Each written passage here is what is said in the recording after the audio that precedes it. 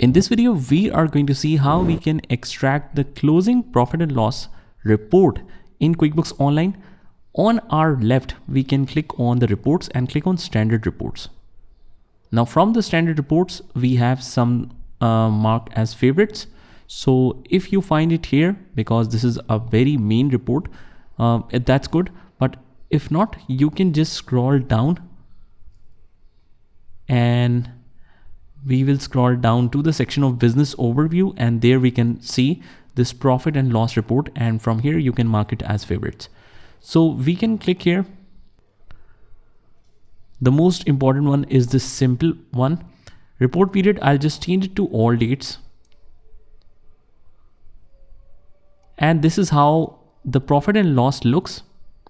It is showing a loss, so it might be same for you as well if you haven't made any mistake.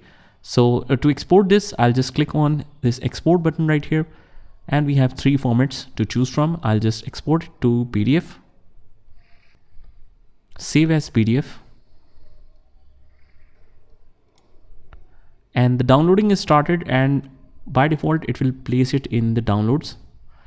But what I'll do is I'll attach this with the resources section of this video so that you can just download and reconcile it with yours. So that's how we can extract the closing profit and loss report in QuickBooks. Just try this by yourself, and I'll see you in the next one.